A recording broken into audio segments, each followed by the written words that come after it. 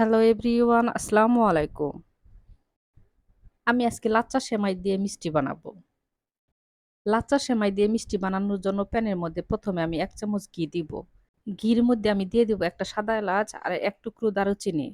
ঘির মধ্যে এখন আমি সেমাই দিয়ে দিব। ঘির মধ্যে সেমাই এখন আমি ২-১ মিনিট ভেজে নিব। আর চুলার জাল মাঝারি আঁচে ভেজে নিব। একদম কিন্তু আবার কড়া করে সেমাই ভাজা যাবে না। সেমাই আমি ভেজে নিয়ে এখন আমি দিয়ে দিব ২ চামচ গুঁড়া দুধ।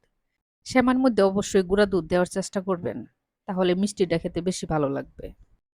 গুঁড়া দুধ সেমাইয়ের সাথে মিশিয়ে নিয়ে এখন আমি দিয়ে দিব চিনি। আসলে যে যেমন মিষ্টি পছন্দ করেন সেই অনুযায়ী চিনি দিবেন, কমিয়ে বাড়িয়ে। এখন আমি সেমাই চিনির সাথে ভালোভাবে মিশিয়ে নিব। এইটুকু সেমাই দিয়ে আমার ১০ টার মতো মিষ্টি হবে। আপনারা যদি বেশি করে বানাতে চান তাহলে সবকিছু বেশি করে দিয়ে তারপরে বানাবেন। এখন আমি দিয়ে দিব তরল দুধ। দুধ আমি আগে জাল করে ঘন করে নিয়েছি। এখন আমি সেমাই ভালোভাবে ভেজে নিব। এই সেমাই কিন্তু ভেজে একদম শুকনা করে ফেলতে হবে।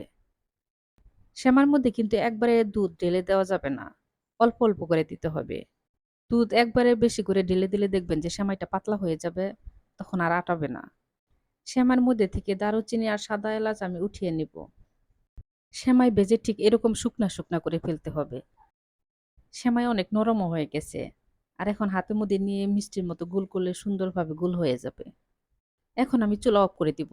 আমি এখন চুলার মধ্যে রেখে তারপরে এই মিষ্টিগুলা বানিয়ে নিব। এই মিষ্টিগুলা গরম, গরম অবস্থায় কিন্তু হাত দিয়ে মিষ্টি বানিয়ে নিতে হবে। ঠান্ডা হলে কিন্তু গুল হবে না। মিষ্টি বানানোর জন্য ২ হাত লাগবে না। ১ হাত দিয়ে এরকম করে গোল করে মিষ্টি বানিয়ে নিতে পারবেন। হাতের তালুতে নিলেই দেখেন কত সুন্দর মিষ্টির মতো গোল হয়ে যাচ্ছে। তাই আমি ১ হাত দিয়ে বানিয়ে নিলাম। আপনারা চাইলে হাতের তালুতে গোল করে নিতে পারেন। আমি এভাবে সব কয়টা মিষ্টি বানিয়ে নিব। খুবই সহজ একটি মিষ্টি রেসিপি। একবার দেখলে সবাই পারবেন।